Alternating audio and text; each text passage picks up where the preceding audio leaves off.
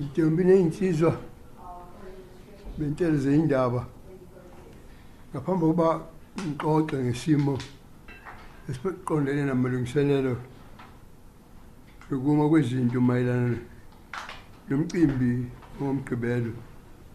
Ngifisa ukuthokoza kini nina nonke basakazi ntatheli ngeqhaza enibambileyo ekuqinisekiseni ukuthi isizwe sakithi sihlale sinolwazi ukusuka nokuhlala ngodaba lokungena esihlaleni sobukhosi kwesilo uMisuZulu kazwelithini. Ngiyancoma into enenza ngayo lapho nifuna ukucacisela khona ngoba ngeshwa le ndlela yokungena kwesilo esibayeni ibihlale imazombe zombe, kepha lokhu akumangalisi futhi. Lokhu indlela okuhlale kuyiyo lapha eNdlunkulu. Selokhu waqala ngumqambi walesizwe iLembe inkosi uShaka abambulalayo. Emva kwalokho njalo ubukhosi bokwaZulu bebilokhu buthathwe njalo ngeyikhwepha baze babulalane abantwana benkosi. Ngakho akukho okusha ngempela ngalokho. Ngakho-ke kuyajabulisa ukuthi isizwe indlela ey'phathe ngaso ibe enhle kakhulu kabi, nendlela iNdlunkulu esekeke ngayo isizwe inkulu, into enkulu kabi. Kodwa-ke kukhona kufanele ngigcizelele, kukhona abantu kade behamba beqoqa abantu bethi kufanele bephelele wonke umuntu ungashiyo.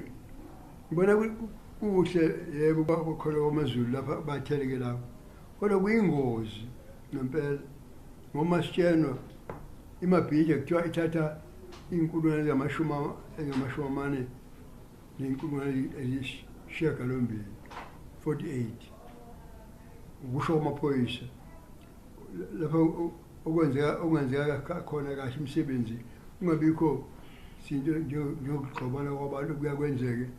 Uyazi ngisho amabhola emabholeni abantu bayanyathelana khokho ngibone nasemaphepheni bakhuluma kakhulu ngomholi wamaNazaretha unyazi lumenyiwe ngoba nesilo siyashiya ukhonza ebuhleni, kodwa unyazi ngeshwa khona lapho elibambeke khona. Khona abantu abakhethiweyo abazoya bamele unyazi, kodwa amaNazaretha asazobuya ngosuku oluthile esigodlweni uqobo lwaso. Ngakho bazama kufikeke okwakwenzeka ngomkhosi kusekhona umdlokombana, umkhosi wenkosi uShaka lapho owaqala amaNazaretha kuphela lapha. Lokhu kukhulu umntwana uThulani uthunyiwe isilo, uthunye esisilweni, unyazi lubuyisile ukuthi cha bakhona nje abantu abambalwa elibakhethileyo abawumela lona leyo bandla, kodwa akukushiya ukuthi ibandla amaNazaretha awaphelele laphaya, ngoba kuyabonakala lokhu ukuthi wacishe khona omunye umkhosi ngaphambili.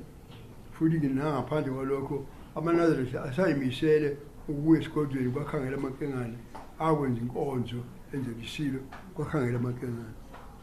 Ngakho-ke ngiyacela ukuthi sesimkahle manje njengesizwe ngoba sesinomabonakude. Mina ngithanda ukusho ukuthi angibakhuthaza abantu ukuthi abatheleke ngomningi babo lapha. Ngeke ngenze nomunye ngizwa kuthiwa useqamba amanga ukuthi mina nesilo sesithi abantu abaphelele lapha. Akaze sikusho lokho, asikaze sikusho isilo lokho noma akaze ngikusho futhi. Siyazi abantu masicabanga ukungena esibayeni, umkhosi ungena esibayeni kwakhangela amankengane ngo-August.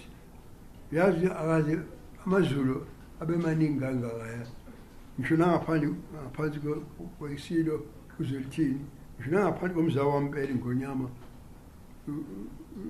nyangezizwe phekuzulu akaze babe ngaka nakho-ke bakithi kufanele sikaphele phephise impilo zabantu singabe abantu bayithi lethe engcupheni ngento engadingi ukuthi bangaze babeke ngayo izimpilo zabo engcupheni ngoba noma kwaziwa ukuthi abantu bazobe bebaningi kodwa akubhekekile ukuthi njengoba uZulu engaka nje nabanye bawutheleka lapha bonke ngoba ingozi leyo futhi nasemgwaqeni ngathi khona ingozi emgwaqeni ngifike lapha eThekwini mina emva ku-midnight